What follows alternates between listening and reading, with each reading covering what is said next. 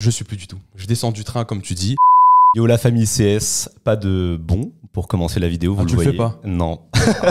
je ne vais pas plagier notre big boss. Jonathan qui n'est pas là, on est tous les deux, mais du coup oui, on récupère Mehdi qui était très demandé dans les commentaires. On nous demandait si on t'avait sanctionné comme Dembélé. Si t'avais tiré au placard. Oh non, moi je ne réponds pas, je ne suis pas comme Dembouz. Et il n'y a pas d'excès d'autorité à CS. Et il nous revient bronzé. Des petites vacances bien méritées. T'as eu meilleur temps que Joe, je pense, du côté de l'Emirates, où il a beaucoup plu et où il a plu aussi sur le terrain.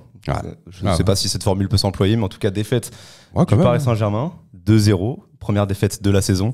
On va évidemment revenir sur le contenu du match. On va faire un focus sur Luis Enrique. Je t'ai vu beaucoup réagir sur Twitter déjà avant le match au niveau de sa communication. Là, on va revenir aussi sur ses choix, sur l'affaire Dembélé.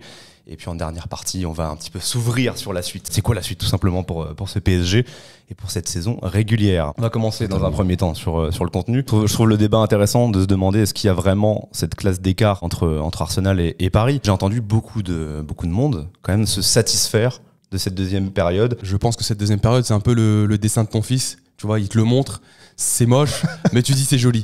Tout le monde sait que c'est moche, faut arrêter de faire semblant. Et je pense que c'était un dessin bien dégueulasse auquel j'ai pas envie de dire oh c'est beau. Pour moi c'est pas beau. Je pense que Arsenal a maîtrisé sa première période, a mis ses 2 buts, et en seconde période, je dis pas qu'ils ont levé le pied, mais ils ont peut-être aussi décidé de laisser le ballon au PSG. Parce que vous avez le matelas suffisant. Voilà, t'as 2-0 à la mi-temps. Mais en même temps, moi c'est ce que je me disais aussi, mais en même temps, ils se sont mis en difficulté. À la fin, tu vois, je suis pas sûr qu'ils aient été OK pour concéder à ce point d'occasion. T'as quand même une barre transversale de Joao Neves. Deux situations très litigieuses qui auraient pu transformer tes pointillés de ton dessin un peu approximatif en quelque chose de concret. Ça aurait pu, mais ça n'a pas été le cas. Et je pense qu'Arteta aussi l'a vu, parce que quand tu vois l'attaque du PSG, quand tu vois la manière dans laquelle ils sont inoffensifs, bah tu te dis bon, on peut leur laisser le ballon, on verra ce qui se passera. Au final, il s'est rien passé. Moi, je vois un monde d'écart entre les deux, dans le football pratiqué, dans la politique abordée et menée, dans les recrutements faits et dans les choix faits sur le terrain aussi, tout simplement. Je sais pas si on peut en parler dès maintenant des choix qui ont été faits pour ce match-là. Tu dis quand même que Dembélé aurait pu mettre un peu son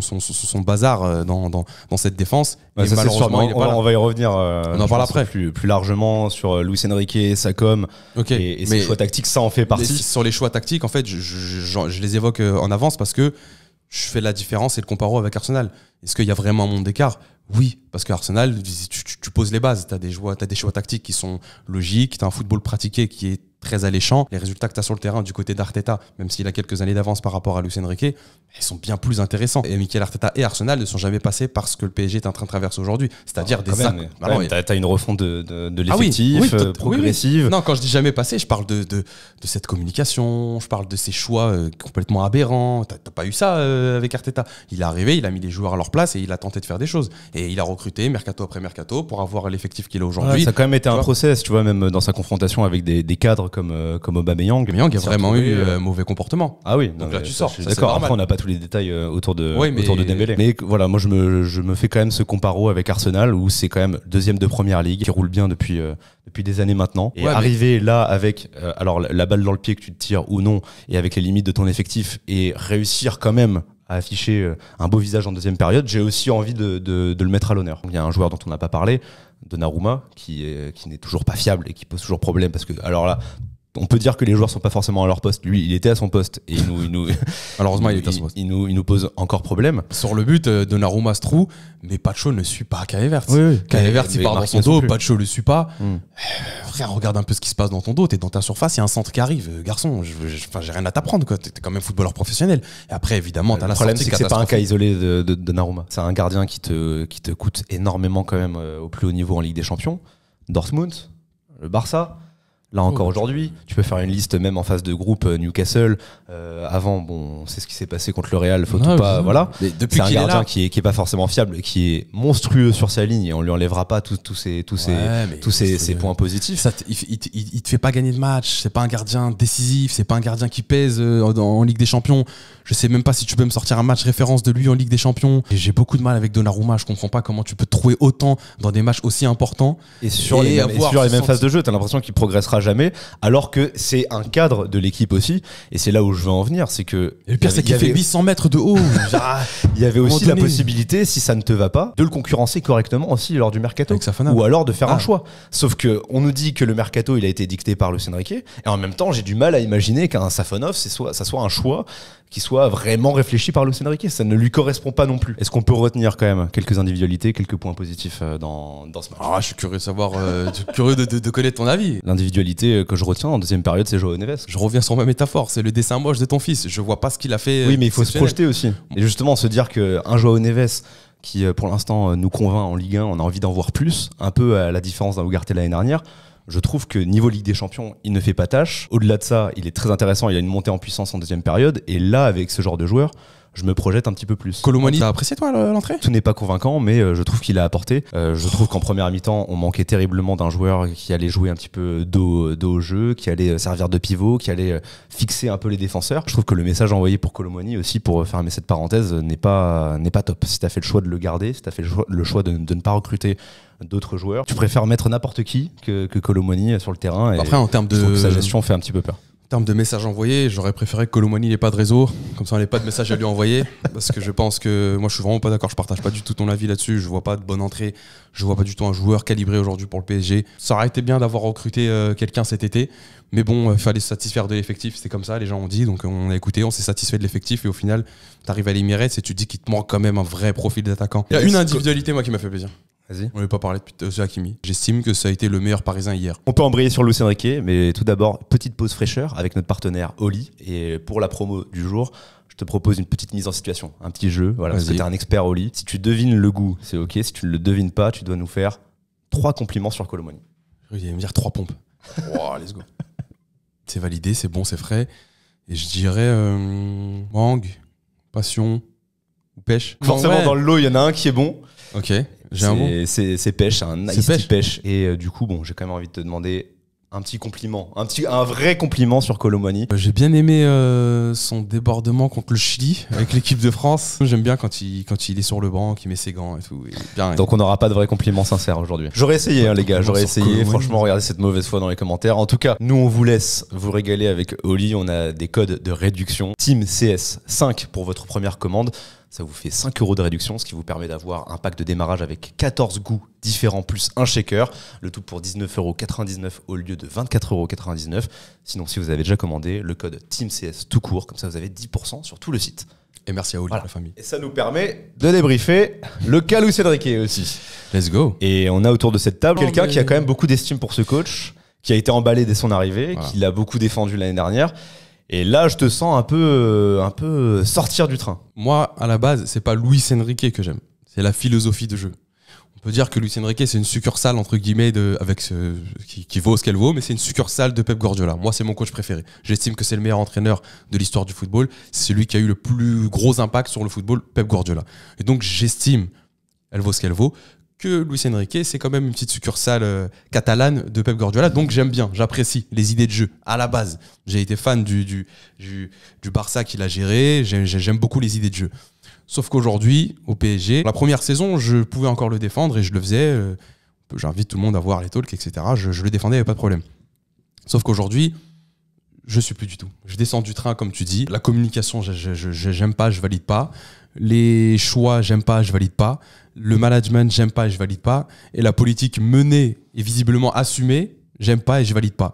Est-ce que tu peux donner des exemples là-dessus? Parce que là, on balance pas ça non plus comme ça. C'est parce qu'on observe que sur les derniers matchs, t'as quand même une gestion, je pense au match contre Reims, où tu te retrouves avec 2 faux neufs en la personne de Lee Kang-in, Désiré Doué, ça ne marche pas. T'as l'impression qu'à chaque fois, il essaie de mettre ses joueurs à des postes différents. T'as ce choix de ne pas sélectionner, de ne pas convoquer dans le groupe Ousmane Dembélé.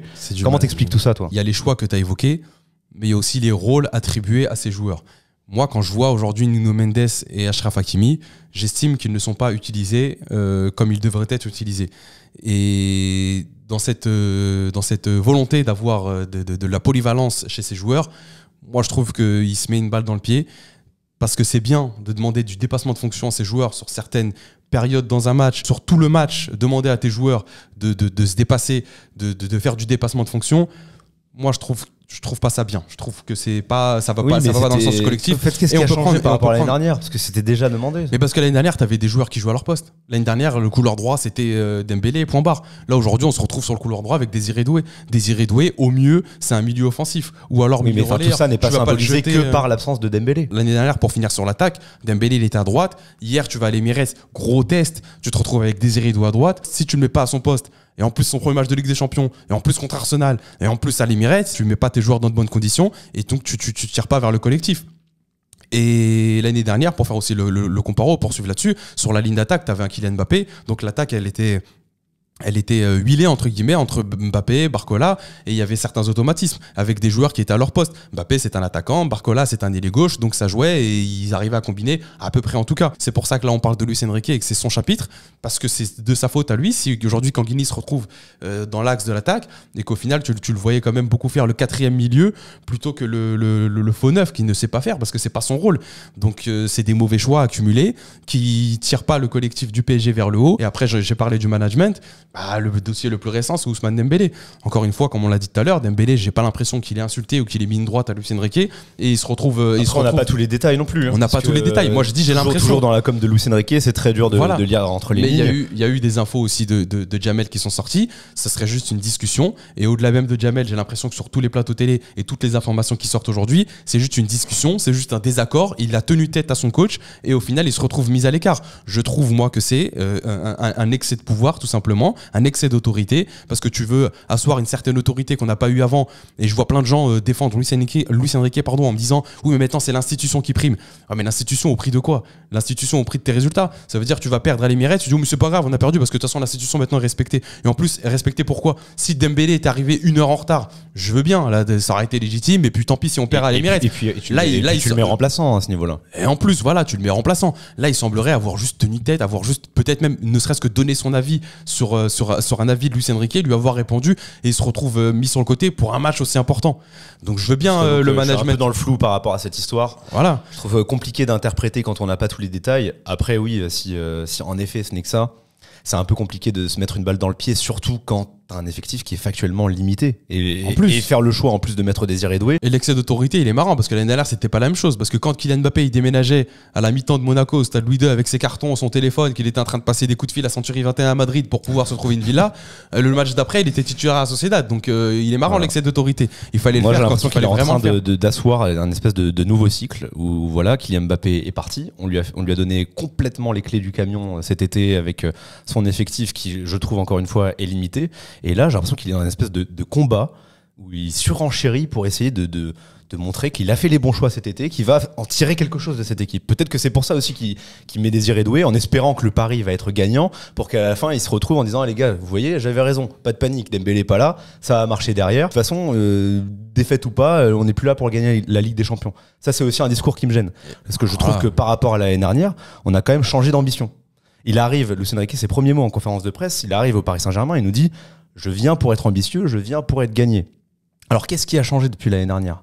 On parlait du départ de Kylian Mbappé qui allait un petit peu assainir les choses. On parlait d'un nouveau cycle. On peut se poser des questions. Après, ça va très très vite avec le Paris Saint-Germain. Je ne veux pas tirer de conclusions hâtives, etc. Pas tirer de conclusions, mais j'ai du mal à être optimiste. Et tu as raison de le souligner parce que le troisième volet, j'ai parlé des choix, du management, et il y a aussi la communication. Elle est juste désastreuse. Là, on fait le débrief d'Arsenal PSG, donc il faut en parler. Mais sa manière de répondre hier à Margot Dumont sur Canal+, diffuseur de la Ligue des Champions en France, quand même. Elle te pose des questions super simples, tu réponds pas, tu te montres désagréable, tu es quand même la vitrine du football français en étant le club numéro 1 du football français. Frère, à un moment donné, il faut juste répondre aux questions tranquillement et assumer, entre guillemets, ses conneries, parce que j'estime qu'hier, sa tactique, c'est une connerie. Donc venir me dire, vous n'allez pas comprendre ma tactique, donc j'ai pas envie de l'expliquer. En fait, c'est ça. Là, j'ai l'impression de le voir un peu en roue libre, tu vois. Enfin, pas non plus perdu, mais quand même, hein, roue libre. Parce que tu vois, on l'a pas perdu, c'est pas irréversible. Sa conf de presse d'avant-match et ses déclarations d'après-match, moi, j'estime qu'il est en roue libre, voilà. Vraiment. C'est aussi l'argument de beaucoup de gens quand on se plaint, entre guillemets. C'est le début, effectivement, laboratoire, phase de processus, de transition, de ce que tu veux. Mais la phase de transition à 800 millions, ça coûte quand même cher. Et c'est pour ça qu'en première partie, je faisais le parallèle avec Arsenal, c'est que finalement, en masse salariale et sur les mercatos, tu dépenses pas moins qu'Arsenal, mais Mais en termes de résultats sur le terrain, parce que je dis pas que tu dois gagner avec des champions dès ta première saison, on a compris, on n'est pas con. Par contre, tu dois avoir des résultats sur le terrain. Tu dois avoir les prémices de quelque chose, d'un beau jeu, des belles promesses à minima. T'as même pas de belles promesses, t'as même pas de mauvaises promesses, t'as rien là sur le terrain. T'as une bouillie, c'est flou. Et quand tu même pas de promesses. Moi, j'en vois pas, moi. Peut-être qu'on peut faire le lien avec la dernière partie, qui est justement amené à se poser des questions sur quoi la suite, que ce soit pour la saison régulière de ce PSG, sur l'effectif, et aussi avec Luis Enrique, c'est encore lié. Parce que pour moi, pour que les choses avancent, pour qu'on puisse espérer développer ce projet, il va falloir essayer d'être un peu plus pragmatique. En fait, ce que je veux dire, c'est qu'il ne faut pas rentrer dans une guerre d'ego. Voilà. C'est au-delà de l'humilité, tout ça, parce que je suis personne pour lui dire de rester humble, juste de ne pas rentrer dans une espèce de guerre d'ego où ça va être « je veux vous prouver que j'ai raison » plutôt que de je veux gagner. J'ai pas l'impression que le pragmatisme et mettre de l'eau dans son vin, soit dans l'ADN de Luis Enrique aujourd'hui. J'ai l'impression qu'il est super buté et qu'il va aller au bout de ses idées, qui selon moi ne sont pas les bonnes et qui selon moi ne sont pas celles qui vont amener le PSG vers de bons résultats et vers le succès. Mais il va aller au bout. Il va continuer à vouloir des joueurs qui sont des pâtes à modeler, à vouloir des joueurs qui vont lui obéir au pied de la lettre et qui vont faire ce que lui veut. Même si c'est pas forcément bien. Si un joueur ose lui dire c'est pas forcément la bonne idée pour le collectif, bah tu vas te retrouver comme Dembélé. J'ai l'impression que ça va être ça. Ou alors tu vas te retrouver remplaçant à minima. Et c'est déjà très bien de se retrouver remplaçant parce que maintenant tu peux aller hors du groupe apparemment. Et donc j'ai pas l'impression qu'il va changer. Et cette guerre d'ego que tu évoques, pour moi il va aller au bout. Il va aller au bout et les questions des journalistes vont continuer de fuser. Lui va continuer de s'entêter dans cette com que j'estime désastreuse. Et voilà, il va mourir avec ses idées, qui pour moi ne sont pas les bonnes pour le PSG. Et au final, on sait comment ça va se finir. Le PSG n'aura pas forcément progressé sous Luis Enrique. Il y aurait eu des belles promesses, selon moi en tout cas, la saison passée. Peut-être qu'elles étaient liées à la présence d'un Kylian Mbappé qui te mettait sa 40aine de buts par saison. Donc ça peut te faciliter la tâche, effectivement. Mais aujourd'hui, t'as plus ce joueur qui cristallise les défenses adverses. Et juste pour terminer sur Luis Enrique, je suis sûr que ça va trapper notre veste dans les commentaires parce qu'on l'a beaucoup défendu l'année dernière. On a toujours dit, et franchement je ne le regrette absolument pas quand il a fait de bonnes choses. Je trouve que l'année dernière il a vraiment apporté énormément. Il y a aussi de bonnes choses dans ce début de championnat. J'espère que le cas Dembélé va vite se résoudre parce qu'un cas Dembélé, pour moi, un entraîneur de sa stature peut le gérer autrement. Encore une fois, je reprends le terme, guerre d'ego. Ça veut dire t'es pas d'accord avec moi, c'est complètement ridicule. Et dans cette guerre d'ego, il y a aussi un truc que je trouve très important, c'est juste la philosophie de jeu en fait aujourd'hui du PSG. Ce que Luis Enrique veut, c'est être dominant, c'est avoir le ballon. Est-ce qu'aujourd'hui il a les joueurs pour ? Moi je ne crois pas. Tu avais un mercato pour faire ça. Oui mais non, mais le mercato aujourd'hui on nous dit qu'il est géré par Luis Enrique. Avec justement là que je ne comprends pas. Ça veut dire que Luis Enrique demande certains joueurs pour ta philosophie de jeu. Ta philosophie de jeu c'est je veux le ballon, je veux être dominant. Pas tiki-taka, mais je veux redoubler des passes et je veux vraiment faire tourner la tête de l'adversaire avec une possession de balle supérieure à celle de l'adversaire. Très bien. Moi, j'estime qu'il n'a pas les joueurs pour. Est-ce que tu es quand même confiant pour la suite ou est-ce que tu es inquiet ? Est-ce que tu... Non ? En Ligue des Champions, je pense que tu pourras peut-être te qualifier dans les... tu sais, la partie d'après, là. C'est... Bon, moi, je trouve que c'est évidemment trop tôt pour se projeter, mais c'est pour avoir une espèce de couleur sur... Plus loin que cette qualif. Sur la qualif, je pense que oui, ça peut passer, parce que tu vas jouer PSV Eindhoven, Stuttgart, quoique, même eux, ils peuvent te mettre en difficulté. Moi, je parle de pessimisme en voyant plus loin. J'arrive pas à voir un PSG gagner avec Luis Enrique. Malheureusement, je le vois pas. Si ça continue comme ça, je vois pas comment. J'ai l'impression que ça va continuer comme ça, parce que comme j'ai dit juste avant, le pragmatisme, ça a pas l'air d'être son fort. Il a pas l'air d'avoir envie de mettre de l'eau dans son vin. Il va continuer avec ses idées, il va mourir avec ses idées.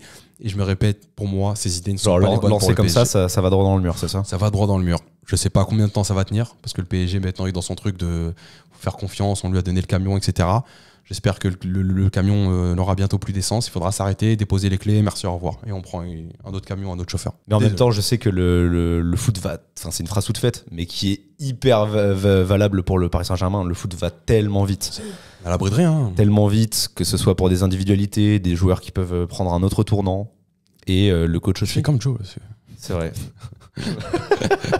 Tout peut aller très vite. Mais ma conclusion, voilà, je l'ai déjà faite. Moi, il y a pessimisme à mort. Bon, faites votre choix dans les commentaires. Je descends du train, ou alors je fraude. Mais en tout cas, je suis plus dans le train, je suis plus en règle. Je peux pas. Je peux pas. Ce serait me mentir à moi-même en fait. Justement, en fait, te dire, je reste dans le train, ce serait faire le mec qui a des combats. Je vais avec Luis Enrique jusqu'à la mort, etc. C'est faux. Moi, je sais dire pardon. Mais les choses sont pas figées. Je sais dire pardon. Je sais dire désolé. Je sais dire j'ai tort. Et là, j'estime avoir eu tort de soutenir, entre guillemets, Luis Enrique. J'aime beaucoup le coach. Si demain, il quitte le PSG et qu'il va dans un autre club, je suivrai son travail. Mais là, je pense qu'au PSG, il prend pas le bon chemin. Moi, je continue de l'apprécier, lui. Mais au PSG, ça le fait pas. Je vais pas me mentir à moi-même pour dire aux gens, regardez, j'ai raison, je suis fan de Luis Enrique. Non, j'estime que là, c'est pas le bon chemin. Après, on verra, comme tu l'as dit, et tu le dis à juste titre, tu as raison, ça va très vite. On sait jamais. Moi, j'arrive pas à être aussi figé que toi, aussi catégorique. Mais bon, je pense que c'est aussi ma personnalité. Je suis plus tiède, mais du coup plus mesuré. Et j'espère que je ne suis pas naïf. J'espère que ce match servira d'exemple pour la suite. J'espère que la gestion Dembélé même sourira à Luis Enrique, que finalement ça servira d'exemple pour les autres et que ça va filer doux, ça va aller droit. Et que Ousmane Dembélé va pouvoir être réintégré à l'effectif et que voilà, qu'il y aura une remise en question peut-être de sa part et peut-être de la part du coach. Et peut-être que je suis trop naïf. Voilà. En tout cas, les choses ne sont pas figées, ça peut encore évoluer. Et on saura dire si ça se passe bien, si Luis Enrique rectifie le tir, comme là on a dit, quand ça ne va pas. Et quand il s'amuse à mettre tout le monde pas à son bon poste, et que bizarrement il rectifie à chaque fois en deuxième période. C'est bizarre, hein, les premières mi-temps c'est souvent le fouillis, deuxième période, même si t'as pas forcément des buts, même si c'est pas parfait, quand les joueurs sont à leur poste, ça se passe mieux. Peut-être que Luis Enrique va en tenir rigueur, et peut-être que ça évoluera aussi par la suite. N'oubliez pas quand même de vous abonner, de nous envoyer de la force, c'est la meilleure façon de nous soutenir. Merci à Oli aussi pour le soutien qui nous permet d'être là, et on se retrouve très bientôt. Ça t'a plu du coup ce ST Patch? Patch, ouais, Patch. Tu parles anglais, ok, je comprends. C'est Arsenal, voilà. Allez, à très bientôt et ciao tout le monde. Ciao.